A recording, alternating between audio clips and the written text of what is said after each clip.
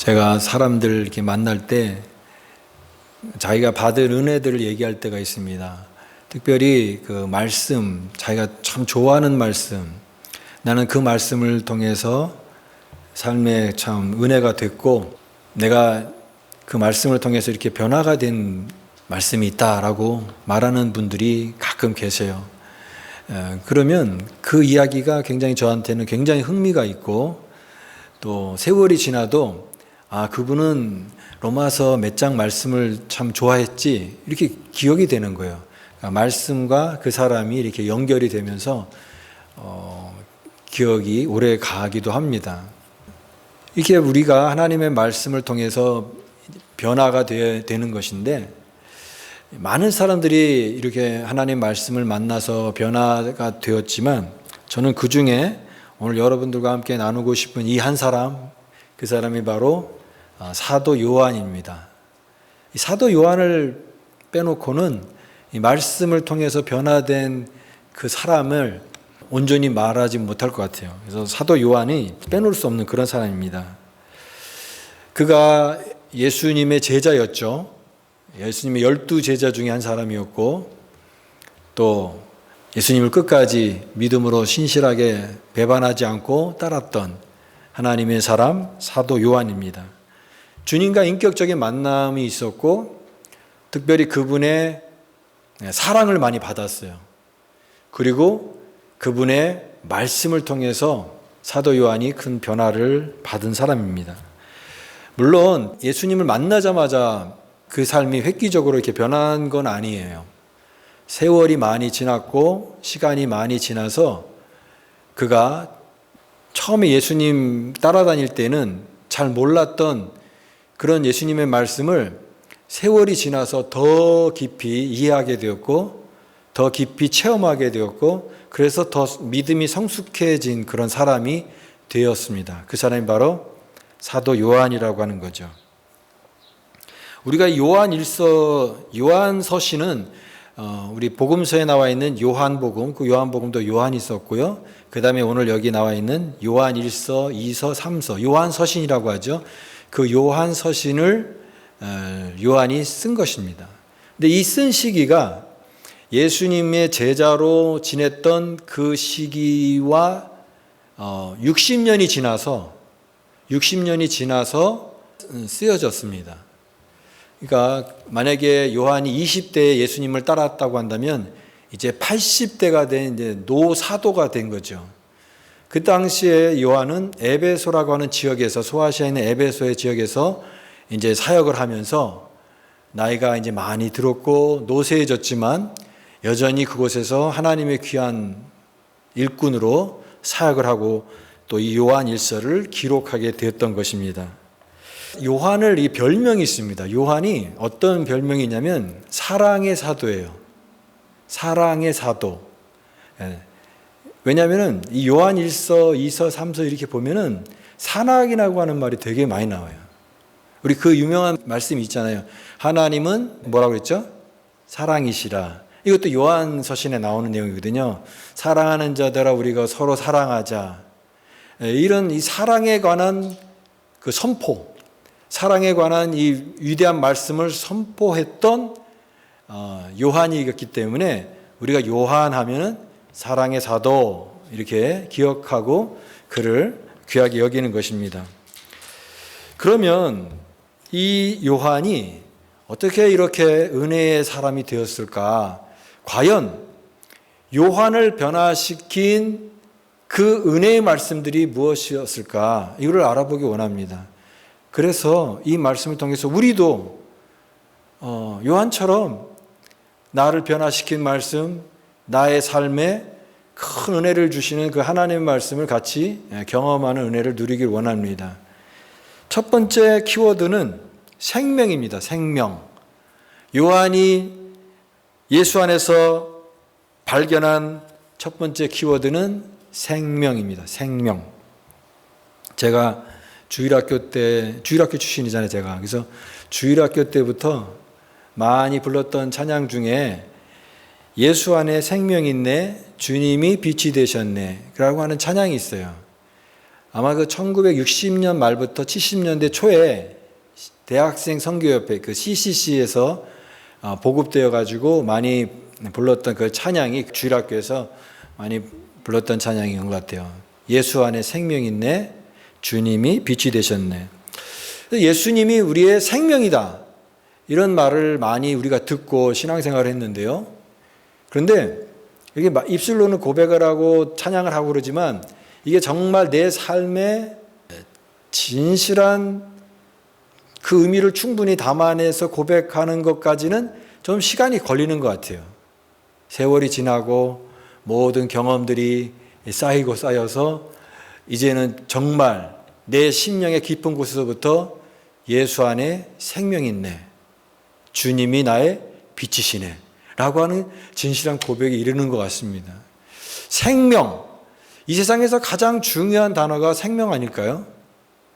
뭐가 더 생명보다 더 중요하겠습니까? 그런데요, 이 생명은요 정말 오묘한 신비가 있는 것 같아요. 제가 이 자연을 좋아하잖아요. 자연을 볼 때도 이 생명이 자연에 충만한데 그 생명 하나하나가 너무나 오묘하고 신비하고 정말 귀하다, 소중하다라고 하는 느낌이 있어요. 하다못해 말 못하는 짐승들이라든가 이런 동식물도 보면은 어떻게 그렇게 오묘하고 신비한지 모르겠어요.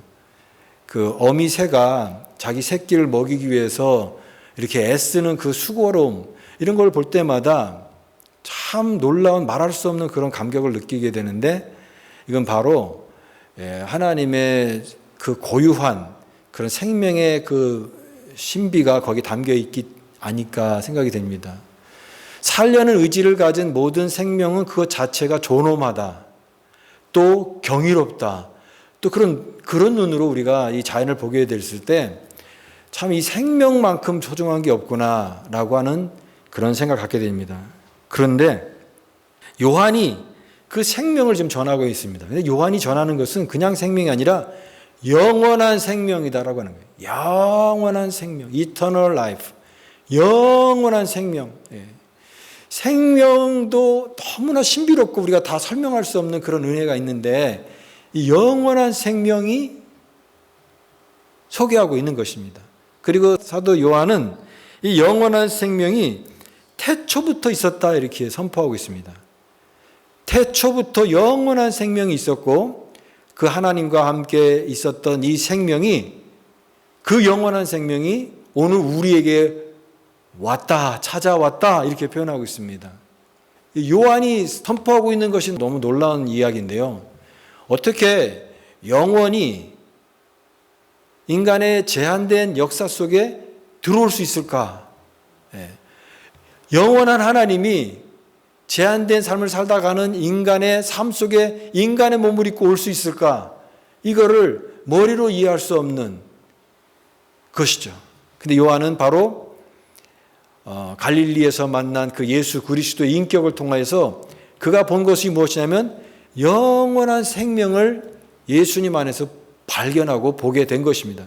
그 감격이 너무 크고 그 신비가 너무 놀라워서 그가 요한복음 1장 14절에 이렇게 얘기하죠. 말씀이 육신이 되어 우리 가운데 거하심에 우리가 그의 영광을 보니 아버지의 독생자의 영광이요 은혜와 진리가 충만하더라. 아버지의 독생자의 영광이요.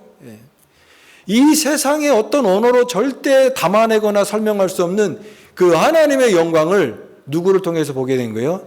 예수의 인격을 통해서 보게 된 거예요.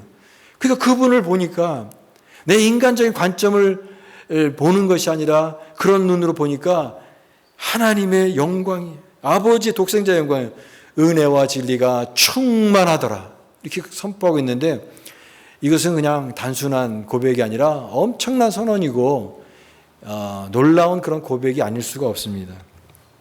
물론 요한도 처음부터 예수님이 영원한 생명이다라고 하는 것이 믿어진 것은 아니에요. 그도 갈등도 하고 또 의심도 하고 그런 과정들이 있었습니다. 예수님께서 제자들 데리고 가이사랴 빌립보 지방에서 사람들이 나를 누구라느냐 그렇게 물으시고, 또 그 다음에 두 번째 질문하셨죠. 그러면 너희는 나를 누구라 하느냐? 그렇게 질문하셨을 때도 선뜻 대답하지 못했던 요한이었습니다. 그러나 그런 요한이 점차 예수님을 인격적으로 만나고 또 알아가고 그 말씀을 깨달아지면서 변화가 되었어요. 예수님 안에 영원한 생명이 있구나. 그분 안에 있는 영원한 생명이 바로 우리에게 빛이 되고 은혜가 되는 그런 말씀이구나. 그래서 오늘 요한이 그렇게 고백하고 있죠. 여기에 1절 말씀, 태초부터 있는 생명의 말씀에 관하여는 우리가 들은 바요, 눈으로 본 바요, 자세히 보고 우리의 손으로 만진 바라. 저는 1절 말씀이 참 좋습니다. 우리가 들은 바요, 우리가 눈으로 본 바요, 그 다음에 자세히 보고 또 우리의 손으로 만진 바라. 오감을 다 동원해서 그 영원한 생명을 경험했다라고 하는 것입니다. 그냥 머릿속으로만 아는 그런 생명이 아니라 내가 귀로도 듣고 그분의 말씀을 통해 듣고 또 눈으로도 보고 또 자세히 보고 그리고 손으로 만진 바라. 요한은요, 예수님을 너무나 사랑해서 약간 제일 어리잖아요. 그러니까 약간 애교라고 할까요? 어리광이라고 할까요? 예수님이 성만찬 그 풍경에도 보면 예수님의 품에 이렇게 의지해서 안겨 있는 그런 요한이었습니다. 예수님의 그 품에 안기길 좋아하고 또 예수님이 자기를 사랑한다고 생각해서 가장 사랑하는 제자라고 얘기하고 그렇게 요한은 예수님과의 친밀성이 있었습니다. 특별히 그 만진 바라 그랬습니다. 예수님 얼마나 접촉했겠습니까?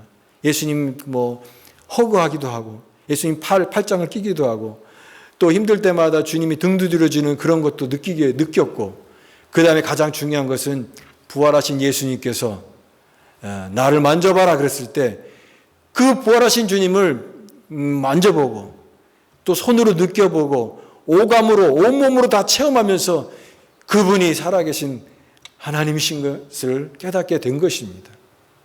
저는 오늘 우리도 그런 의미에서 예수 믿는다는 게 뭐냐? 예수 믿는 사람은요, 생명에 관심이 있는 사람이다라고 믿어요. 우리가 어디에 관심이 있냐면 생명에 관심이 있는 사람이에요.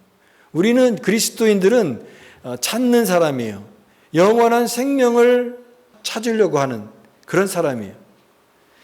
왜냐하면 이 생명을 발견하는 것이 가장 중요하기 때문에 생명에서 모든 게 다 흘러나와요. 우리가 뭐를 판별할 때 제일 중요한 게 이렇게 판단해야 돼요. 이게 생명이냐 아니냐. 생명 아닌 거는 그냥 손해봐도 돼요. 그러나 생명인 거는 포기할 수가 없는 소중한 것이죠. 그 영원한 생명을 붙잡았느냐, 그걸 발견했느냐, 찾았느냐, 그걸 추구하느냐, 이것이 바로 그리스도인의 모습이다라고 생각이 돼요. 무엇보다도 우리는 하나님의 말씀을 통해서 영원한 생명을 발견하기를 원합니다. 영원한 생명, 하나님의 말씀, 기록된 말씀을 통해서 이 말씀 속에서 또 생명력을 느끼고 또 그 생명력이 나의 삶을 변화시키고 또 일으키는, 저는 그게 신앙생활이 그런 것이다. 하나님의 말씀과 반응하면서 영원한 생명이 더 깊어져 가는 것, 그게 바로 신앙생활의 모습이다라고 믿습니다. 오늘 우리도 요한처럼 귀로 듣고 눈으로 보고 자세히 보고, 그냥 휙 보는 게 아니라 자세히 보고 그 다음에 손으로 만진 바라. 주님의 그 은혜의 생명을 내 오감을 통해서 다 느낄 수 있도록 손으로 만진 바라. 그런 체험하는 신앙과 은혜를 경험하기를 원합니다. 이게 참 믿음이다라고 하는 거죠. 요한이 발견한 두 번째 키워드는 교제입니다. 우리가 변화가 되기 위해서는 참된 교제를 발견해야 됩니다. 3절 말씀 같이 한번 읽어볼까요? 3절 말씀 시작. 우리가 보고 들은 바를 너희에게도 전함은 너희와 우리가 사귐이 있게 하려 함이니 우리의 사귐은 아버지와 그의 아들 예수 그리스도와 더불어 누림이라. 주님과의 교제를 통해서 우리가 변화될 수 있다. 주님과의 교제, 이 사귐, 이것을 요한이 경험하게 된 것입니다. 주님과의 사귐과 이 교제를 통해서 우리는 변화될 수 있습니다. 예수님은 우리와 사귀기 위해서 우리를 항상 초청하시는 분이에요. 사랑의 초청을 우리에게 하십니다. 나의 안에 거하라. 나의 안에 거하라. 또 나는 선한 목자다. 누구든지 내 음성을 듣는다. 사랑의 교제와의 식탁의 자리에 우리를 항상 초청하시고 우리를 부르시는 예수님입니다. 신앙생활은 이 주님과의 사귐이에요. 그리고요, 주님과의 사귐이 우리가 온전한 사귐을 하게 되면 우리가 변화가 되어지고 그 변화된 그 변화를 통해서 우리는 다른 믿음의 형제 자매들과도 온전한 교제를 이룰 수가 있습니다. 이런 말이 있죠. 신앙생활은 주님을 사이에 두고 나와 너와 사귀는 것이다. 다시 한번요. 신앙생활은 뭐냐? 예수님을 사이에 두고 나와 너가 사귀는 것이다. 우리가 교회 안에서 서로를 사귀잖아요. 형제 자매로, 성도로. 근데 만약에 우리가 예수님을 사이에 두지 않고 그냥 서로 직접 다이렉트로 이렇게 사귀게 되면 거기서 여러 가지 어려움이 있을 수가 있어요. 상처가 있을 수가 있고 또 실망이 있을 수가 있고 또 낙심이 찾아올 수가 있습니다. 우리 그리스도인의 그 성경적 교제는 우리 사이에 있는 예수 그리스도를 통하여서 이루어지는 친교예요. 내가 저 사람 볼 때 저 부족한 모습이 있고 내가 부족한 모습도 있지만 십자가에 우리를 위해서 죽으신 예수님의 은혜를 통해서 그 사람을 보게 되는 거예요. 그러면 이해가 되어지고 그 사람이 사랑스럽고 그 사람이 더 축복의 대상이 되는 그런 관점을 통해서 신앙생활은 예수님을 사이에 두고 나와 너와 사귀는 것이다. 우리는 주님을 사이에 두고 형제 자매를 바라볼 수 있어야 되고 형제 자매를 뜨겁게 사랑할 수 있기를 간절히 바랍니다. 이것이 핵심이에요. 요한도 처음에는 이 변화되지 않았을 때는요, 성격이 그렇게 좋은 사람은 아니었어요. 어떤 면이 있었냐면 좀 다혈질적인 그런 불같은 성격이 있었습니다. 한 번은 복음서에 보면은 예수님께서 제자들과 함께 사마리아, 그 이방인 지역이잖아요. 유대인들이 가장 싫어하는 그 사마리아 지역에 가서 이제 복음을 전했는데 사마리아 사람들이 별로 반응이 없어요. 복음을 잘 받아들이지 않으니까 요한이 뭐라고 얘기하냐면 저 사람들을 불로 다 태웁시다. 불을 내려서 예수님께서 그런 능력이 있으니까 예수님 저렇게 반응하지 않는 저 완악한 사람들 그냥 불로 다 태워버립시다. 이런 식으로 아주 싹 다 처리합시다. 이런 식으로 아주 되게 과격한 말을 해요. 그러니까 젊을 때 요한은 좀 그런 성깔이라고 해야 되나요? 그런 어떤 성격, 다혈질적인 그런 모습이 있었던 사람임이 틀림이 없습니다. 그래서 별명이 뭐냐면 보아너게라는 별명을 받았어요. 보아너게가 뜻이 뭐냐면 우레의 아들이다. 우레, 천둥 번개가 치는 것처럼 막 성격이 급격히 막 화를 내기도 하고 이렇게 변화가 되기 쉬운 그런 성격을 가졌는데, 그런데 그 사람이 그랬던 요한이 지금은 변화되었다라고 하는 것이 변화가 되었어요. 어떻게 변화됐을까요? 그런 사람이 잘 안 변하는데, 그 성격이 원래 그런 성격이 잘 쉽지 않은데, 근데 그런 요한이 나중에는 다 변화가 된 거예요. 예수님을 보면서 예수님이 사람들의 모든 핍박이라든가 이런 것을 꾹 참으시는 그 모습을 봤어요. 예수님이 인내하시는 모습을 봤어요. 사랑과 자비로 끝까지 용납하시는 예수님의 모습을 봤어요. 십자가에서 말없이 순종하시는 그 예수님의 모습을 너무나 인상 깊게 보면서 사도 요한도 그렇게 변화가 된 것입니다. 그래서 이제는 그가 자기의 마음에 있는 감정이라든가 이런 거 쏟아내는 그런 사람이 아니라 계속 입만 열면 사랑하라. 하나님은 사랑이시라. 사랑하는 자들아 우리가 서로 사랑하자. 이렇게 계속 사랑에 대해서 선포하고 외치는 그런 변화된 사람이 되었어요. 고대 문헌에 보면은 이 요한을 이렇게 증거를 하는 기록이 있다고 합니다. 이제 60년이 지나서 굉장히 나이가 많은, 그냥 서서 설교하기도 힘들어서 의자에 비스듬히 앉아서 그런 설교하는 그런 요한인데, 회중들 앞에서 그가 선포했던 말씀, 나이가 든 요한 노사도가 선포했던 말씀도 항상 이런 내용이었대요. 형제자매 여러분, 주님이 우리를 사랑하신 것 같이 우리도 서로 사랑합시다. 이 내용을 얘기했대요. 되게 어떻게 보면 되게 단순한 얘기잖아요.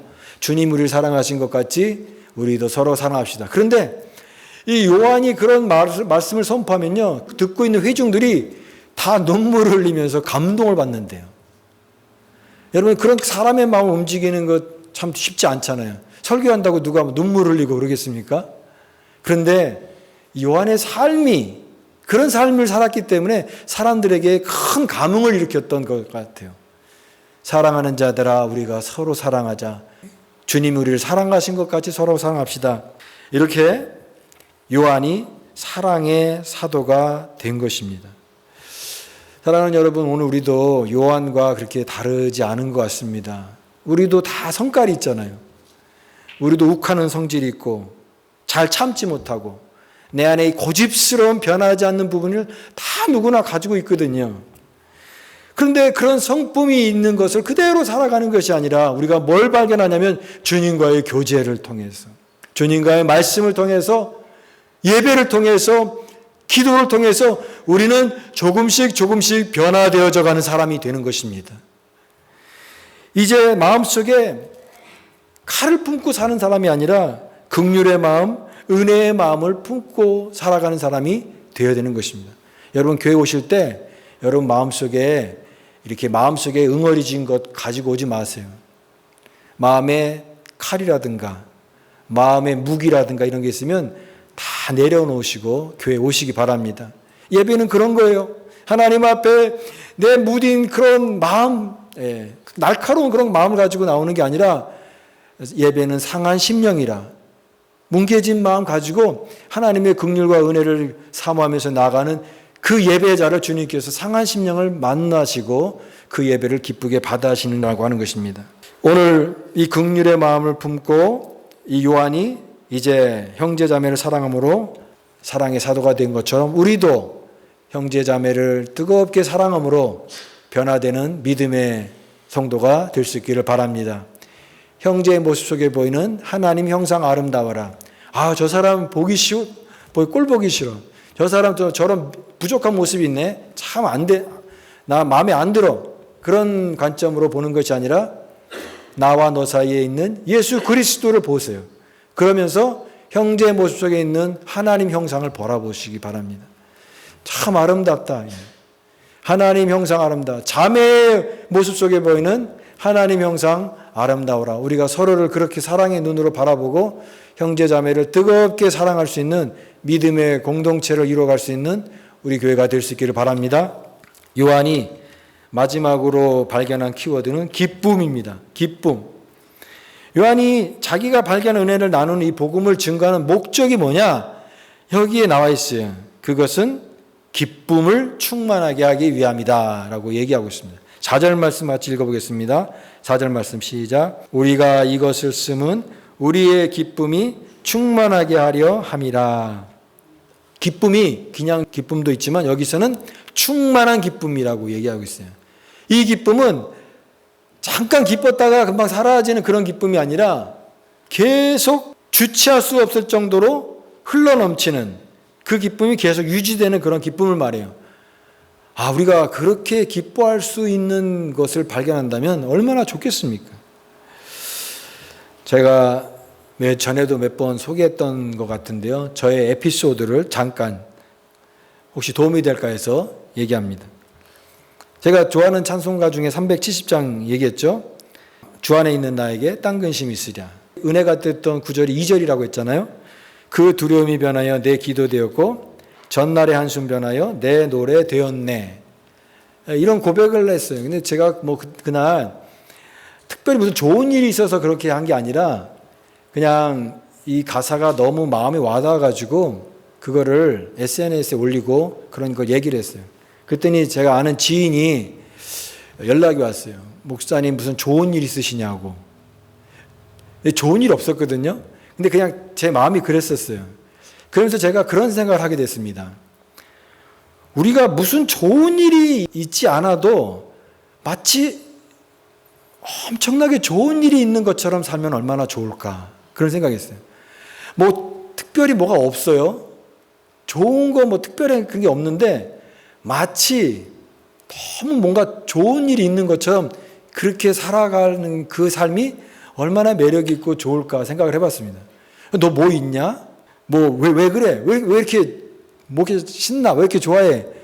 그런 거를 듣는다면 그때 내가 느끼는 이 감정들과 내가 받은 어떤 은혜들을 얘기할 때 이 복음을 더 효과적으로 전달할 수 있는 그런 분위기가 되지 않을까 생각을 해봅니다. 그런 거죠, 여러분. 신앙은 기쁨이어야 된다고 믿습니다. 신앙은 순전한 기쁨이에요. 뭐가 있어서가 아니라, 집에 뭐 좋은 게 있어서가 아니라 그냥 그 기본값, 디폴트가 기쁨이에요, 신앙은. 뭔가를 설정을 하지 않아도 신앙은 그 자체가 순전한 기쁨이고, 뭐가 있어서가 아니라 그냥 마냥 좋은 것처럼 살아갈 수 있는 그 은혜가 말씀 속에 주어진다라고 믿습니다.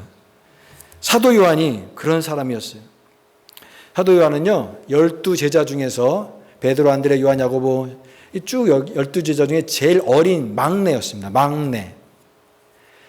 예수님의 그 12제자 대부분은요, 순교를 했잖아요. 예, 복음을 전하다가 죽게 됐는데, 사도 요한은 순교를 하지 않고 자연사한 인물입니다. 하나님께서 순교라고 하는 그런 또 은혜겠지만 또 자연사를 통해서 하나님의 그 하실 일들을 이 사도 요한을 통해서 나타내셨습니다. 그가 어릴 때는, 또 젊었을 때는 과격한 성격을 갖고 있고 어떻게 보면 철이 없는 그런 모습도 있었지만 60년의 세월이 지나면서 그가 점점점 변화된 사람이 되었습니다.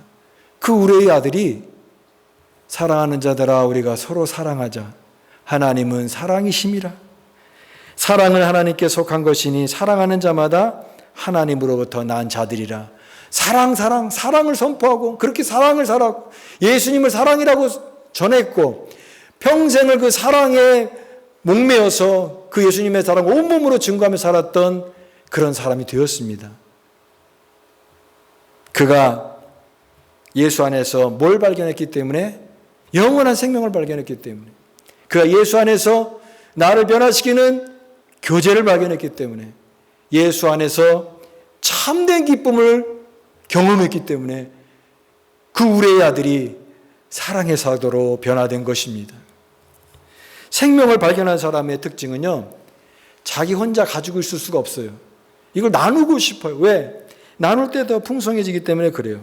그래서 그 교제 안에는 기쁨이 있습니다. 우리 성도님들이 소그룹으로 모였거나 또 몇몇이 성도들끼리 모였을 때 거기에 기쁨이 있잖아요. 은혜가 있잖아요. 뭐 다 할 수 없는 그런 말할 수 없는 어떤 은혜가 있지. 기쁨이 있잖아요. 그 나눌 때 더 풍성해지는 그 기쁨인 것이죠. 기쁨은 하나님께서 믿는 자에게 주시는 성령의 열매라고 믿습니다. 요한은 그것을 보고 그것을 듣고 그것을 만졌어요. 경험했어요. 그 말씀이 그의 삶을 변화시켰습니다. 오늘 주님께서는 요한을 변화시킨 이 말씀의 은혜를 통해서 오늘 저와 여러분들이 변화되기를 원하십니다. 우리도 주님의 그 생명을 경험하고 주님과 깊은 교제를 경험하고 그 안에 있는 순수한 그런 기쁨을 경험함으로써 그것을 귀로 듣고 또 눈으로 보고 자세히 보고 또 그 은혜를 만짐으로 주님의 거룩한 사람으로 변화되는 그런 은혜와 축복을 누릴 수 있기를 바랍니다. 우리 교회가 그런 교회가 되고 우리 교회 모든 성도들이 그런 기쁨의 생활을 영위할 수 있는 거룩한 믿음의 종들 다 될 수 있기를 주님의 이름으로 축복합니다. 아멘.